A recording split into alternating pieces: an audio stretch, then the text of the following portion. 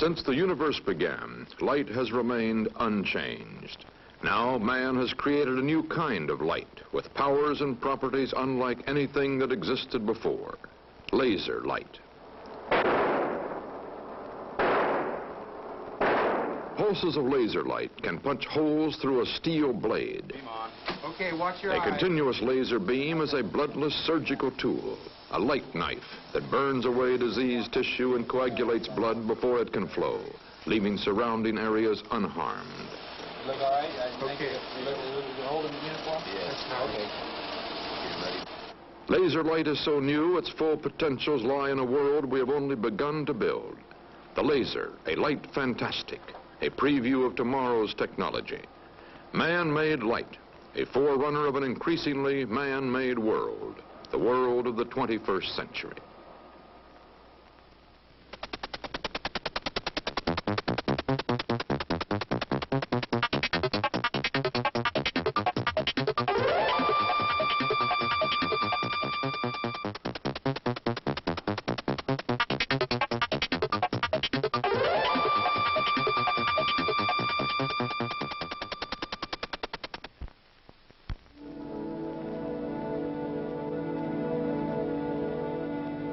The sun has always been the ultimate source of light for man.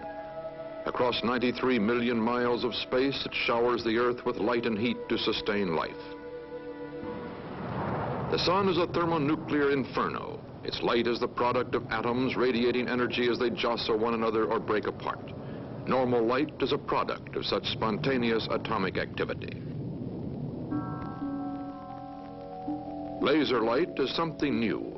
Atoms in the sun emit uncontrolled light energy.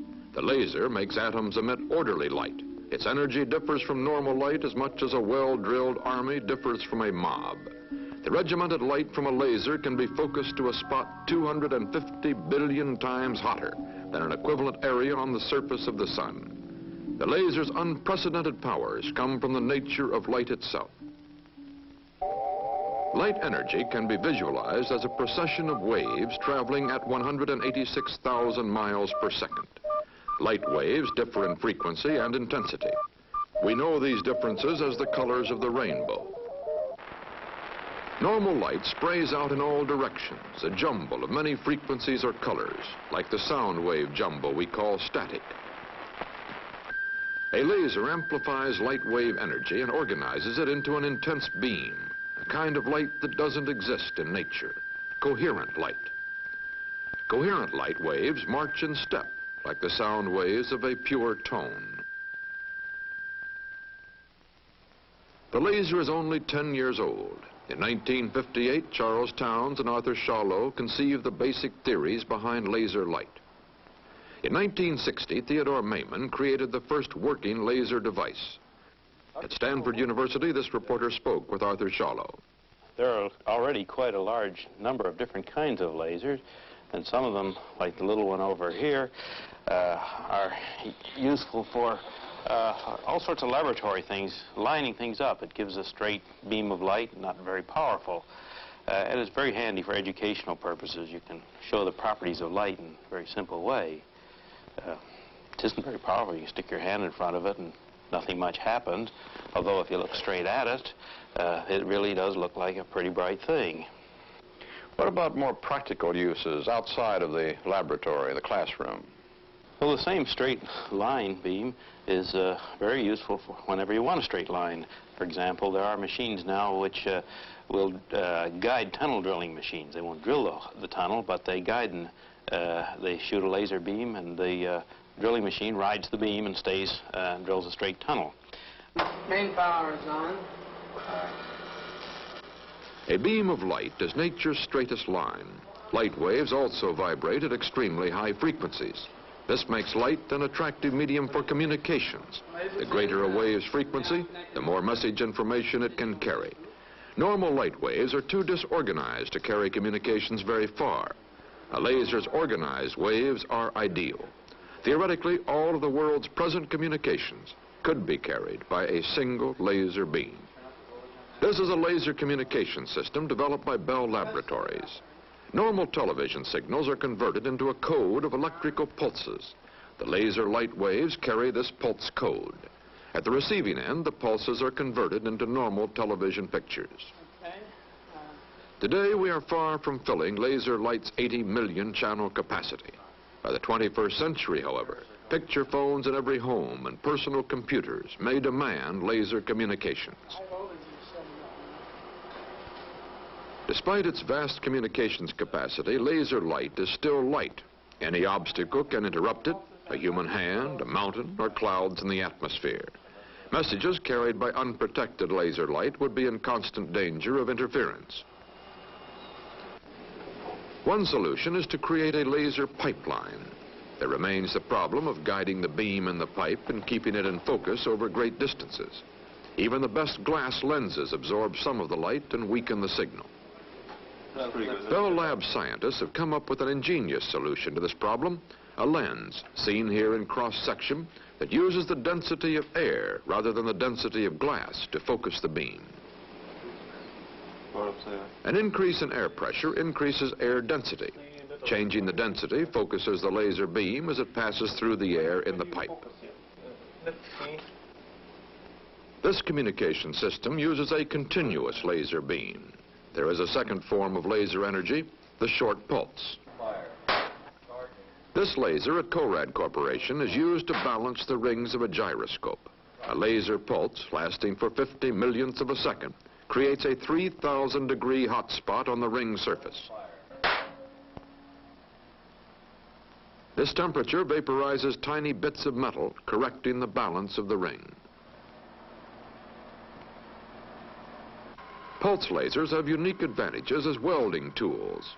In 3,000ths of a second, this laser welder can focus 5,000 degrees onto an area less than the diameter of a human hair. It creates a perfect weld. Chemical waste products are vaporized before they can contaminate the joint.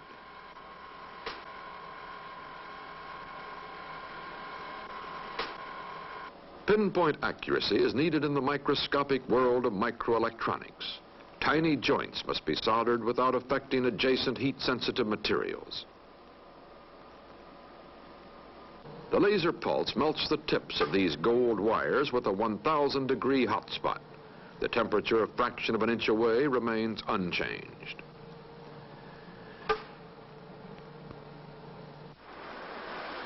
Every year, Western Electric produces 30 million miles of thin electrical wire for telephones. The wire is pulled through tiny holes drilled in diamond dies until it is 1/2 the diameter of a human hair. Drilling a microscopic hole in a diamond used to be a tedious day-long process, using steel pins coated with olive oil and diamond dust. A pulse laser has changed all this. The day-long drilling process has been reduced to a few minutes.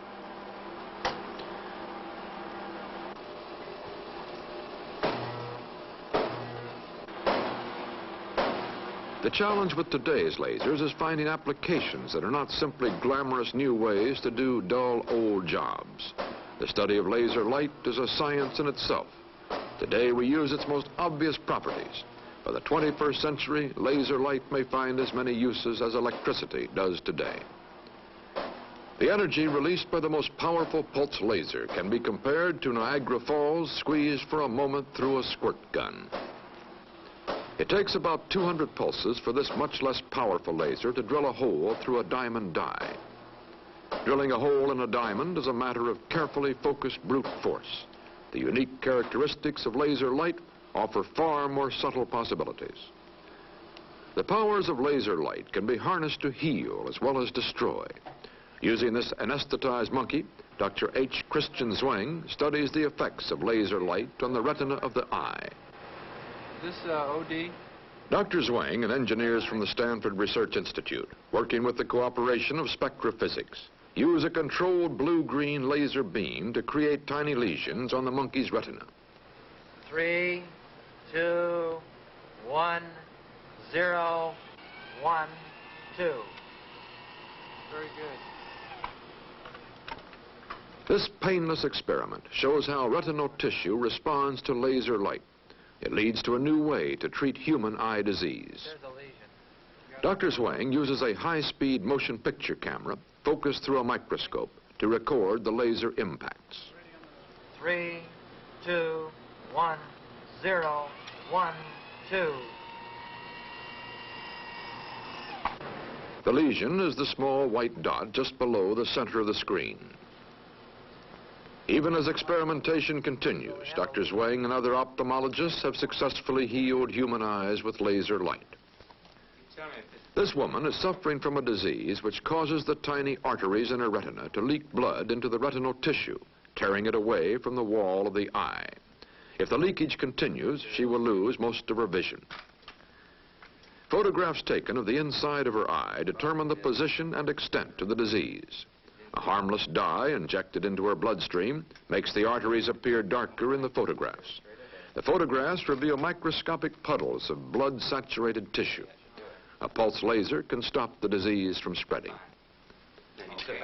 After studying the photographs, Dr. Zwang begins treatment with the laser. Now, Ms. Pierce, this is the laser right here. And you won't feel anything while I'm treating you. The only sensation you'll have will be a popping noise, and I'll show that to you now. Let you listen to it.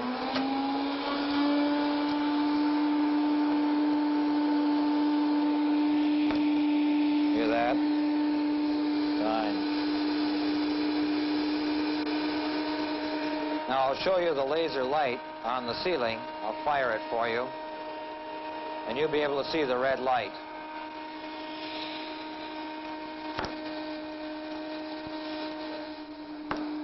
Okay.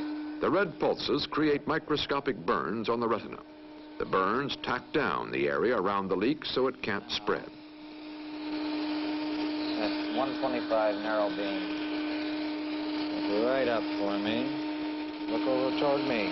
Over this way, Miss Pierce. Now hold it, hold it. And again. Excellent.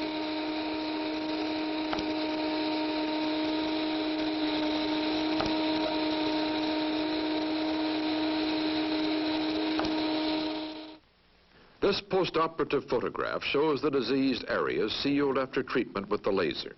The pinpoint spot welds are permanent.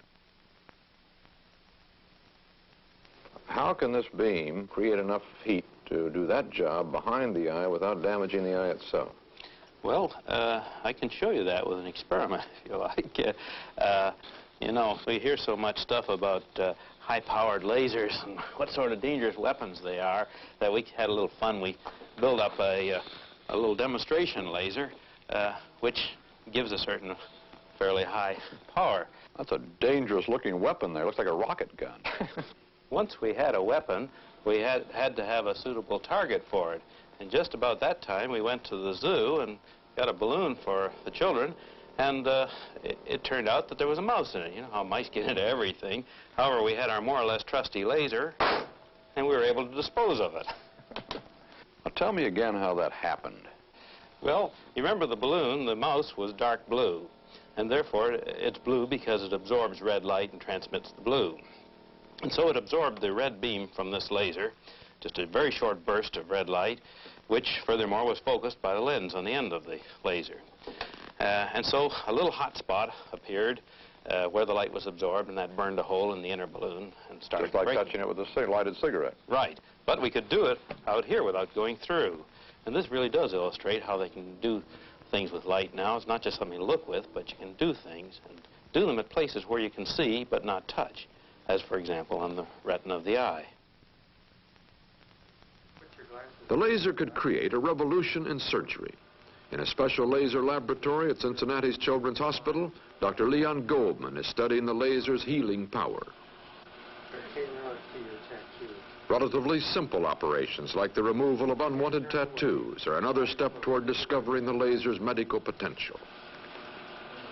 I'm putting on the gloves to take my hand. Color is the key to the laser's effectiveness. The dark color of the tattoo will absorb the red light energy in the laser pulse and be burned.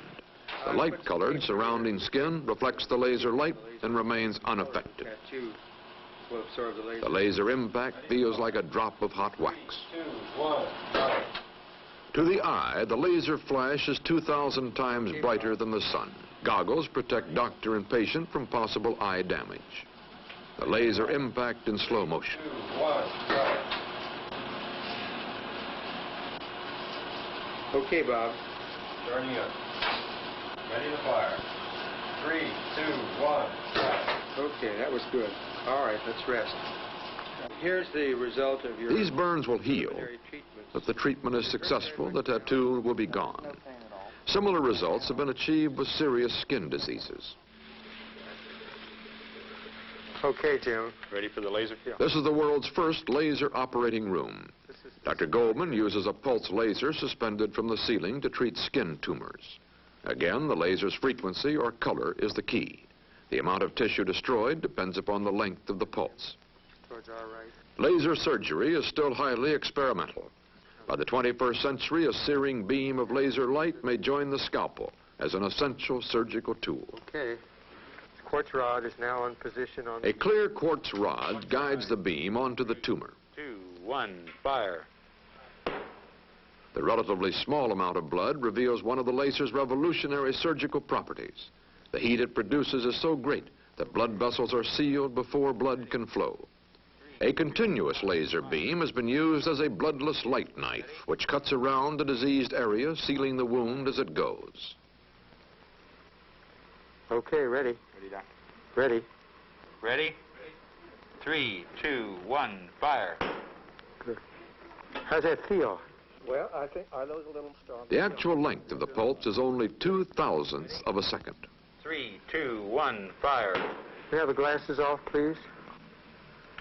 Thank you. Some forms of cancer have been treated experimentally with laser light. The results are far from conclusive. A few special cases are encouraging. 4 years after laser treatment, there is no trace of the skin tumor that once covered this arm. With present-day lasers, then what reaches the target is light and heat. They're the same thing, really. It's light, and when it's absorbed, it's converted to heat. We can show this rather graphically if we shoot a laser beam at a piece of paper that has something typed on it. The type will absorb, the black ink will absorb the light from the laser and convert it to heat. The white paper isn't affected because it doesn't absorb the light. The heat can be so violent that the ink is blasted right off the paper and you have erased the letter, but the paper is unaffected. You have a demonstration of that? I can do that. I have a rather laboratory, shall we say, model of a laser eraser, which I can set up here. A practical device, of course, would have to be and would be considerably smaller. Well, in practical use of that now, do you consider that this can be miniaturized and used actually as an eraser? Yeah, people think of lasers as being wonderful military devices or exotic communications devices and think they'll have to cost a lot. But this is really a mass market. You know, there are some, I'm told, 5 million electric typewriters in this country, and they're manned by 5 million secretaries who can't spell. And that's a big market. Now, just to demonstrate how the laser eraser works, you see I've typed the word eraser on here, only I've misspelled it eraser. I won't even blame that on my secretary. But I'm going to take out that E that's wrong there. Let me just aim this. This thing in the nose here is just an aiming device. And we blast it. And you see it's gone. By golly, it works. It does. All we need to do is miniaturize it and get it into mass production. I think we've got something kind of useful. What are your hopes of miniaturizing it, and miniaturizing it how far? Oh, it could be built into the cover of a typewriter, for example, and aimed at the place where you type, and the typist would just bring the letter back to where it was typed and press the erase button, and it would be gone. Well, now, isn't it possible to build a lethal ray gun? A ray gun just like this one we saw here? Well, the science fiction writers, or newspaper reporters, they're sometimes known, like to make out something of that sort is the real purpose of all our laser work. But I don't think so far anybody knows how to make a laser that's big enough power and has enough sustained power to be a really useful death ray. Maybe someday it'll come. but it isn't here yet, I think. This is what happens when a high-powered laser beam hits a granite slab at short range. By the 21st century, lasers may help dig tunnels by softening the rock ahead of the drills. The big problem with today's high-powered lasers is their inefficiency. 90% of the energy consumed by a laser like this is used to create the laser light. Only 10% is in the beam itself. In H.G. Wells' science fiction novel, War of the Worlds, Martians almost conquer the Earth with a sword of light. Today's lasers sometimes seem to have such destructive power.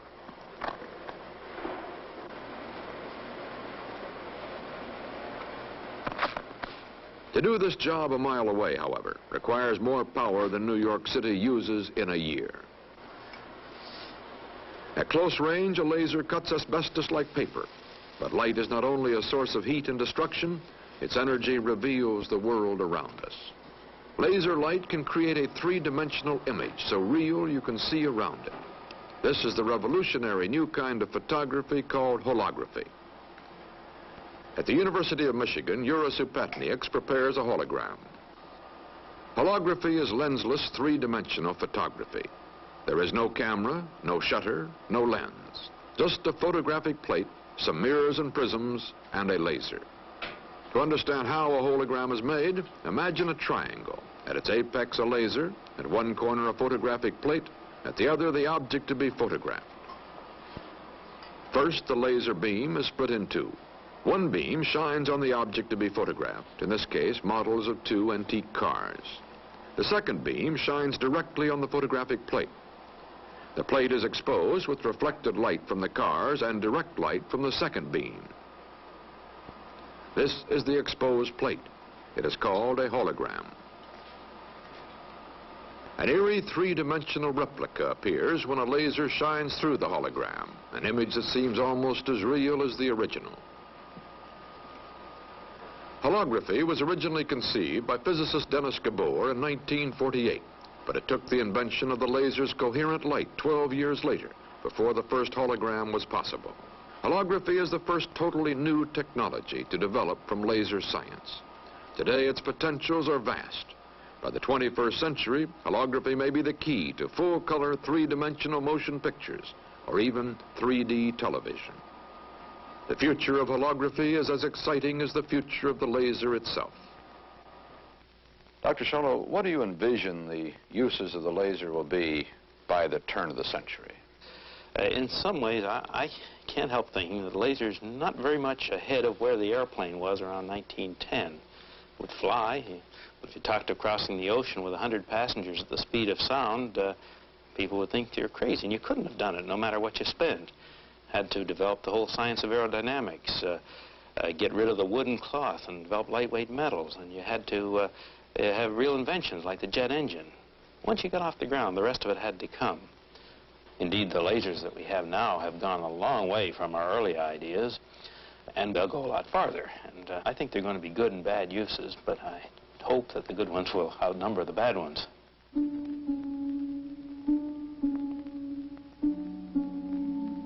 The laser today, in a sense, is a solution seeking a problem. It is here, but its real potential has not yet been realized. Its ultimate uses wait to be discovered.